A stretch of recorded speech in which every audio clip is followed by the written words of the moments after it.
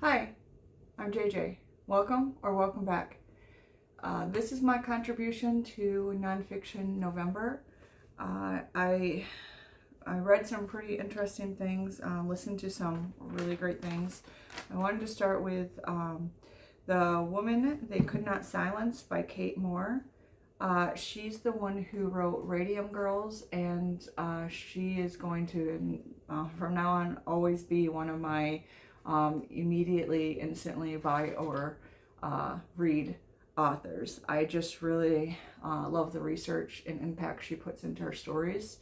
And this one was about Elizabeth Packard, who in the 1850s, 1860s was sent to an insane asylum because her pastor husband did not like her independent views, the fact that she was questioning him and sort of had more understanding and followings from the Bible study than he did, and he wanted to be able to control her, and he didn't know how, so he said she was crazy and sent her away. This is what happened a lot to women back then. They're with no proof or whatsoever. Their husbands could send them away if they were troublesome, if they just wanted to, steal their money, didn't know how to go about getting a divorce, and wanted to have that freedom. They sent their wives away. They had no rights back then. If your husband told you you were crazy, you were left there for years, decades, or your whole life until your husband wanted you out again. So she fought while she was there for not only her freedom, but for the freedom and the autonomy of women.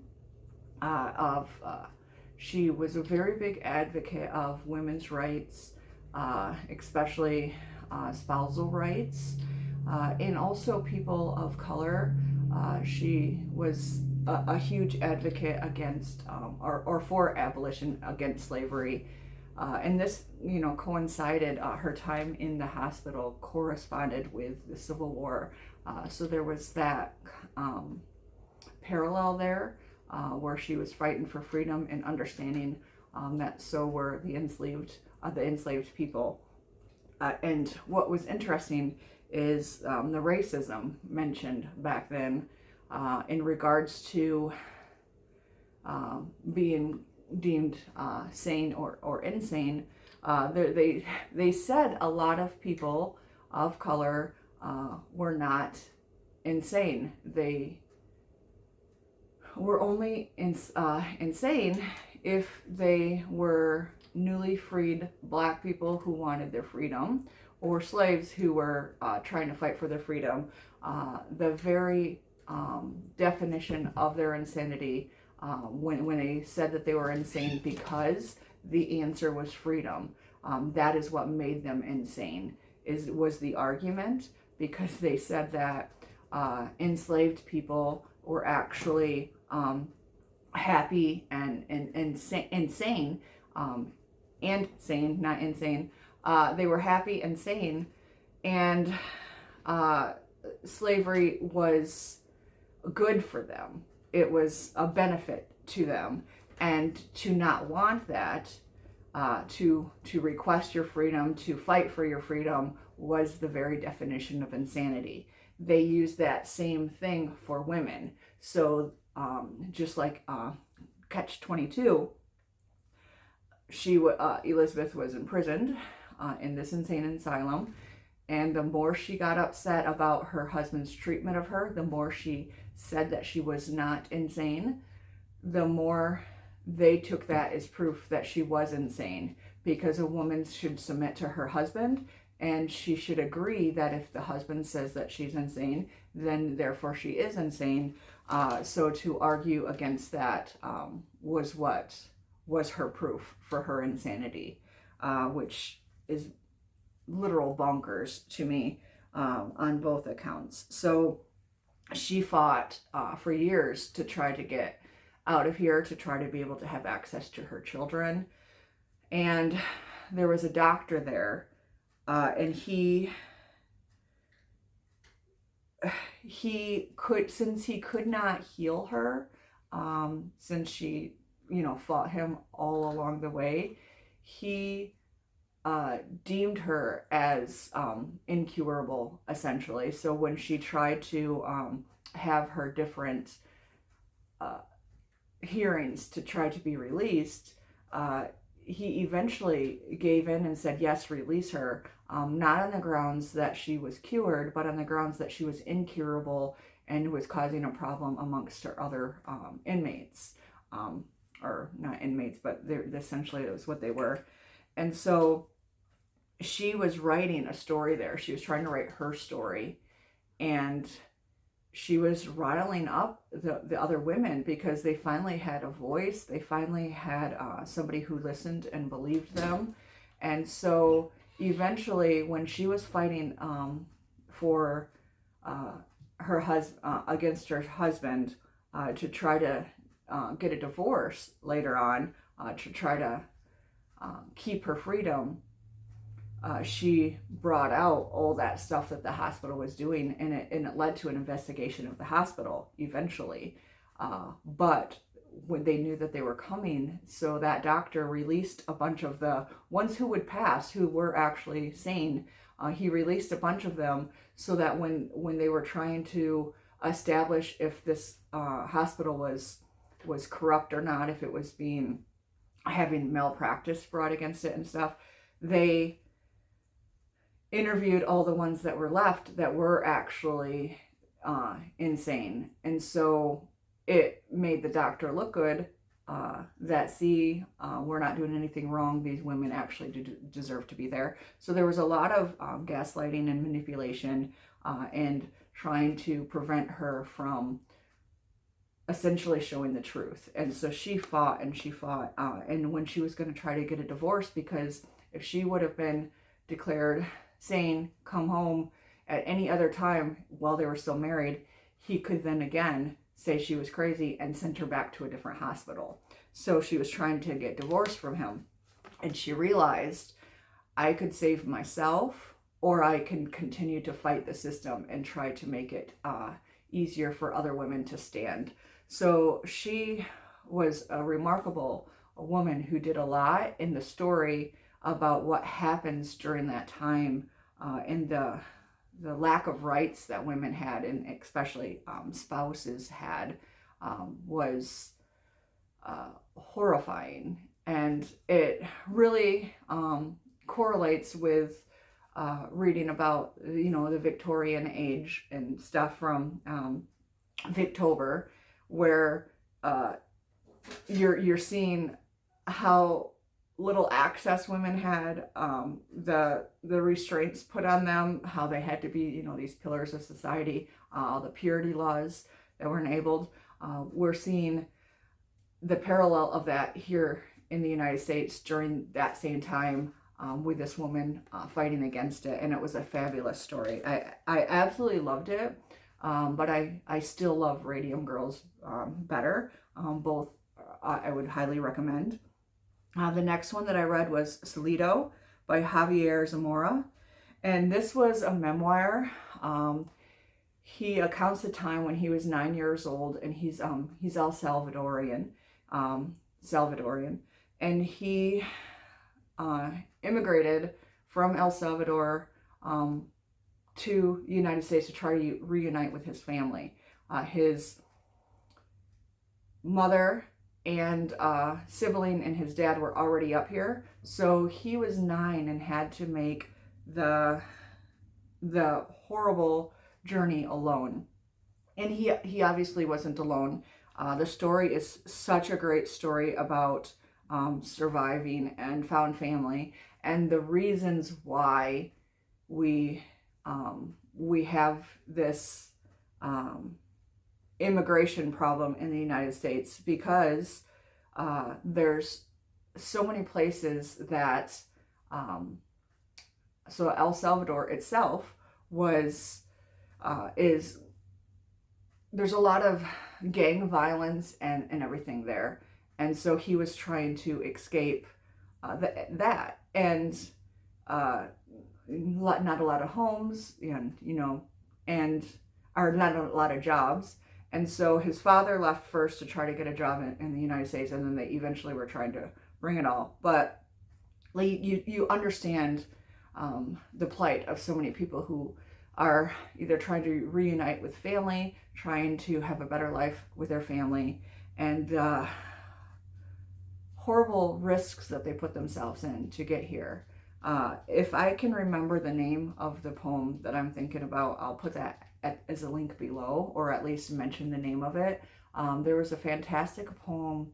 I can't remember if it's just called Home or Going Home, but it is about immigration and refugees and people who are essentially, we would not do these things if there was another chance, another choice, another option. And the stuff that they endure for that hope of this option is so traumatic, especially this was told from him as a 9-year-old. And he had a great people around him. He was migrating with a woman and a young daughter. They were the two youngest on the trip, him and this girl. And he had to pretend to be, the other son. And there was a couple other people that he really connected with. There was this guy who at some points along the way posed as his dad, so that they were traveling as a family and they looked a little less suspicious. But just all the different ways that he was put in danger and just trying to find his family, trying to get to his family. It was hard. It was beautiful how all the ones traveling connected and supported each other and, survived together. And it was just a celebration of hope and the human experience. And this was specifically significant to me. I spent time in El Salvador before with the Army. I did water purification, and it was a joint mission with other nations, and they were building like hospitals and schools, and then we were providing the water. And so I got to see this area, and the whole time we were there, we were warned about how dangerous it was. We couldn't go out in certain areas. And, there was this whole backup plan if anything happens because of all the gang violence and the political corruption and everything like that. So we were very wary of that. And yet I had such a great time there. I got to see the Mayan ruins. I got to, go to some of the different street vendors and stuff, and got some food, some fabulous food, and some souvenirs and stuff. And I just really enjoyed that experience. But I also understand that even though we were weary of it, that I only still got to see the best parts of that place, and how you can be in a place and know there's danger, but be shielded from it because of privilege, and that the majority of the people in these areas do not have that shield, that privilege. And so that's why they risk their lives and do things like this. And it was a fabulous a reminder of that, and a well-written piece of work. So that was Salido by Javier Zamora. And then the next one, I actually have the book, but I was told to listen to it on with audiobook. So I did that because the writer for this memoir, Bethany Joy Lenz, she narrated it. And it was great because throughout the story, when it was castmates, because this is she was on the show One Tree Hill, which remains one of my favorite shows. I'm actually doing a rewatch of it now. And in it, when she's talking about the different cast members, when there's dialogue, those cast members guest star, and it's their voice that you hear, which is pretty cool. But overall, so she is on the show the whole while she is also in a religious cult that is manipulating her.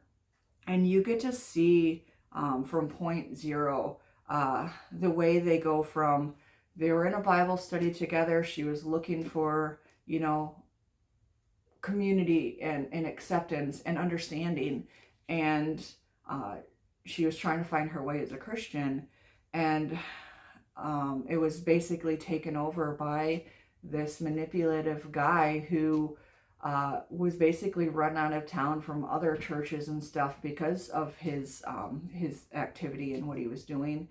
And so when she met him, he starts out really great, supportive. They build this family, this community, and then you see the manipulation. It's essentially, if you want to understand domestic violence, even how victims live in this perpetual fear of it's their fault and they have to do better, but they also don't know when the danger is going to come again, so they never know how to escape. They're too scared. And so she didn't even notice it at first. They're slowly manipulating and essentially brainwashing her, isolating her from her family, even from the friends that she makes on the set. And once they have her fully reliant on them, fully isolated from anyone who can help her, they give her praise, and then they blame her for things, to the point that she doesn't trust her own instincts anymore. She doesn't trust her own thoughts, and so she has to run every decision by these people. And obviously they're not they don't have her best interests at heart. So she ends up very young getting married to the son of this cult leader, and he ends up being abusive,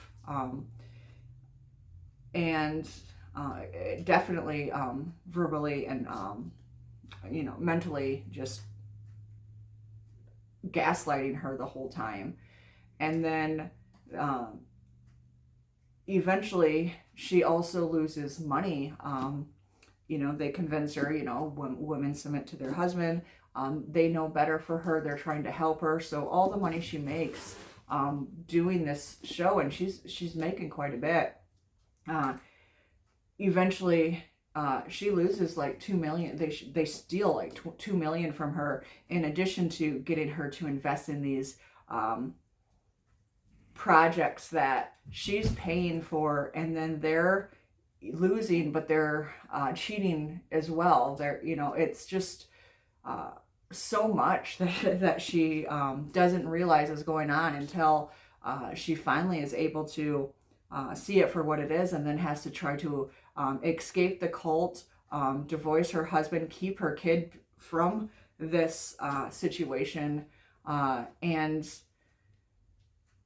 it's a hard journey to watch her to be on, because you can see that she was just lonely. She's a good person, and then you get to see how somebody could fall for that kind of thing, how they could stay in something for that long when they think there's no way out. It's almost like the sunk cost fallacy, where, well, I already put this much time into it, I already lost so much, like I can't afford to lose this too.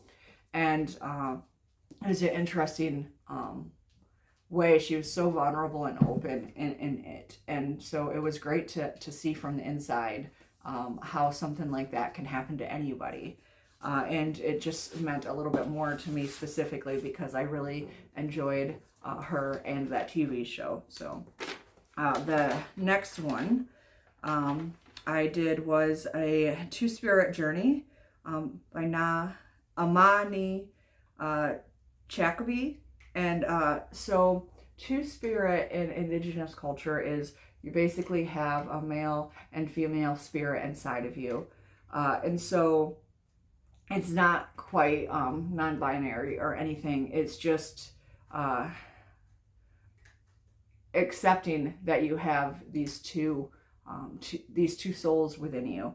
And so she is also a lesbian who risked a lot coming out, and she ended up, leading one of the first pride parades in Thunder Bay, Ontario, and lost a lot of her family from that, witnessed a lot of abuse from that, being open and stuff, because they felt like she was putting just one more thing on Indigenous people to make them look bad in the eyes of the world. But way before she even came out and everything, you get to see basically what colonization did to the Indigenous population, and how she had to live, she lived in poverty, and she was raised by an abusive, alcoholic mother, and she didn't really know who her father was, and she also had to deal with being married off in her teens to a guy who was like 20 years older than her, and then ended up being abusive, and very, very badly abusive. So she experienced so much abuse in her life, in all the different ways that you can be abused. And she became an alcoholic herself. She had to get herself, she had a great community that helped her recover. And once she was a recovered alcoholic, she dedicated a lot of her time to being a spokesperson, not just for the LGBT community there, but she also helped, with homeless youth and stuff, not just LGBT youth, but anyone who was homeless and stuff. She took in a lot of people. She ended up actually fostering people. She became like a very important elder within their community, and she did a lot, but she endured a lot. So she had a lot to teach people, and it was very brave to hear her story and everything that she had to endure, because you talk about racism, you talk about abuse, surviving abuse, alcoholism, poverty, on top of being the homophobic people within her own community and within her own family. And just the amount, once again, that she was able to endure and still come out, a happy person. One of her favorite memories that she was talking about when they started pride events is she got to do a drag performance as Elvis, which had always been her dream. So she never lost that that playfulness, that light, and that hope. And so it was a really good story to see and to understand and to experience. So I listened to that one, as well as The Serviceberry by Robin Wall Kimmerer. And that one is very short, and it was about essentially economics, but gratitude economics, and how fruits and vegetables and nature gives us everything that we need, and how society benefits when we have gratitude in our heart and basically share, rather than always demand stuff. So she was talking about how a community is built more. Let's say I give a neighbor some eggs, and then they make omelets, and then they share it with their loved ones, and then eventually their loved ones are grateful, and then it kind of reciprocal comes back to me in a different way, rather than being transactional. It's all in service of others, and thoughtfulness, and how instead of storing excess in our fridges and our freezers, and they have this saying where they store their food in their neighbors' bellies. So if you have more, then they would share. And it was a thoughtful and beautiful exploration on what society could be, how we can benefit from seeing ourselves more in regards to others as individual, and striving to provide only for ourselves. And it reminded me of this book that's called Love People, Use Things, because the other way around doesn't work, and just how we should be craving community and appreciation from others more than things. And I read both of these for Native American Heritage Month, and I know that the Two Indian Spirit, I didn't realize she was Ontarian, from Ontario, when I was originally reading it. So it's still indigenous to North America, and I still think it's very important to understand that heritage, whether it's Native American or native to Canada. So, but I learned a lot while I was reading it that I didn't realize just going in. Another one that I really enjoyed was For the Sun After Long Nights by Fatima Jalmalpour and Nilo Tabrizi. And so these are both, so it's about the Iranian women life freedom movement, and how these two reporters basically face exile and worse, trying to report about their home country in this revolution that was happening for women trying to fight for their rights. And you get to hear their personal stories along with the stories of the people that they were interviewing and getting to know, along with, so all these protesters, all these revolutionaries, all these fantastic women who were fighting.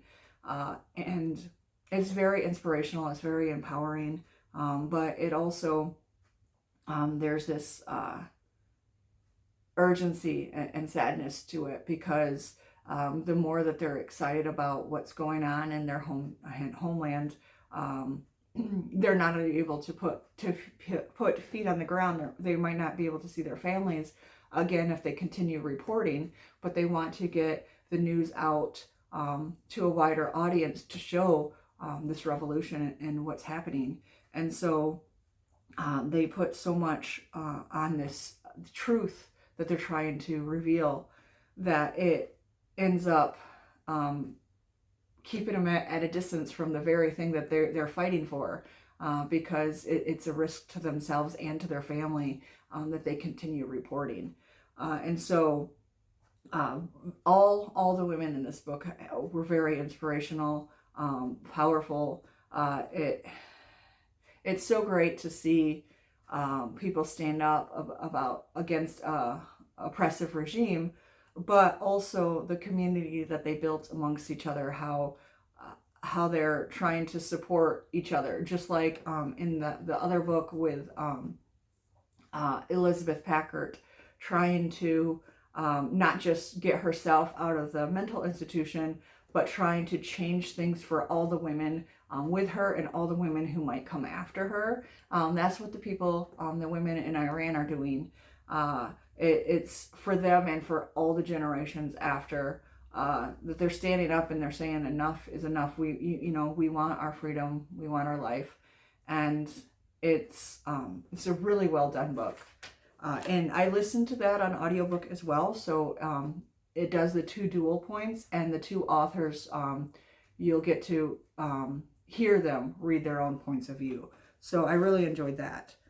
And then the next one, Deaf Utopia.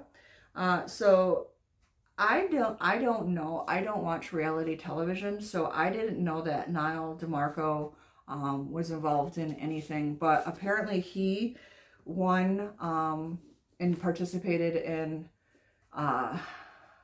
Dancing with the Stars and America's Next Top Model. I have not watched either of those.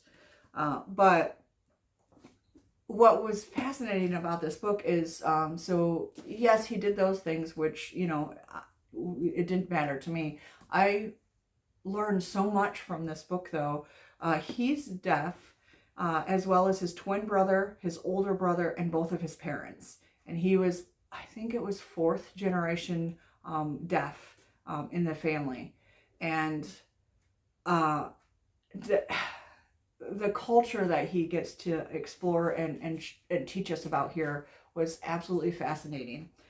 So I worked with a lot of people with developmental disabilities for my whole life. I started in high school, and so I have learned some sign language and stuff along the way, and I keep maintaining that I practice it every day. I don't really have anyone to practice it with, so it's just basically trying to remember some things. So I don't know a lot, but it's fun because he's talking about the different hand language or sign language and hand movements and stuff. And I understood what he was talking about because I do have that knowledge. But what fascinates me about it is he was talking about sign language, so American Sign Language. And he went to a school that was supposedly a deaf school, and the teacher taught mostly by speaking, and even the signs that she did. So if you're not familiar with American Sign Language, it has its own grammar and its own it's an entire language all to its own. And so people who are not familiar with it, when they try to do signs, they tend to do C signs, which is basically they're using it as a part of their English expression, and then they're doing signs in the way that they talk. So sign language itself, American Sign Language, having learned other languages and stuff, it's more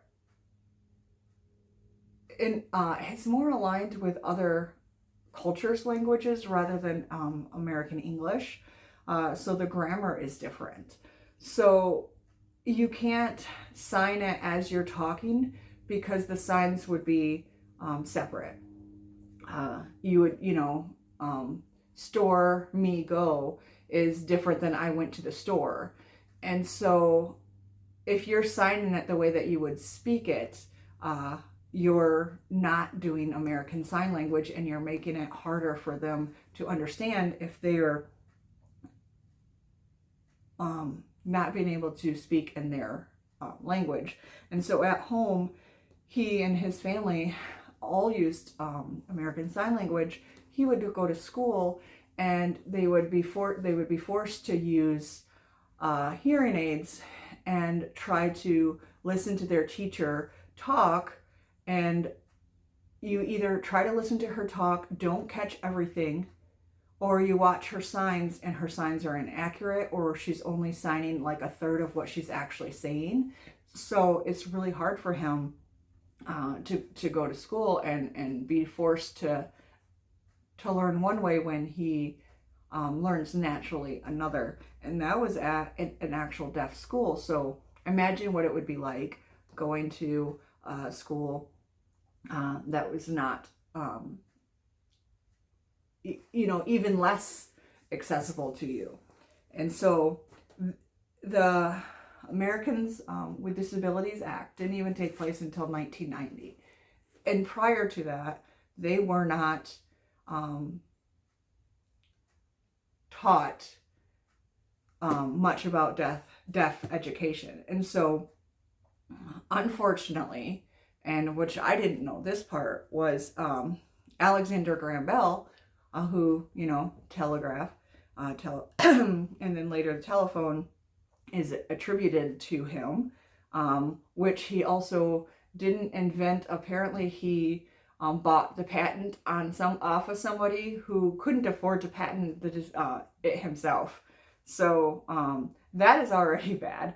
But he dedicated his life to tearing down deaf rights because telephone is all about hearing, and he wanted to force deaf people into speech therapy and into a speaking world. So talking, not signing, try to lip read, and it took all the progress for these deaf schools, which happened. They happened in late 1800s, and then he came around and stopped that progress, and then we went up until the 1990s with trying to force them into our speaking world rather than trying to understand and to integrate them into the world.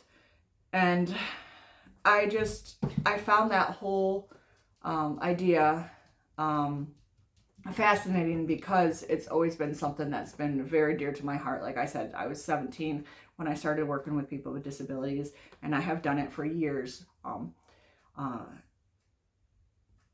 Most of my life after 17 has been dedicated in some way or another working with people with various disabilities. And so I knew a lot about the ADA and the accessibility stuff that was trying to come out of that. We have so far to go, but until they actually started implementing it, there was nobody to fight for these communities. And there were some great things that I learned about here that I hadn't realized. And I had already admired Princess Diana as a person. Once again, in high school, we got to choose to do a biography on a person. And I was in 10th grade, and I chose Princess Diana. Her work with AIDS and with people injured in landmines, amputees and stuff like that, had always really inspired me.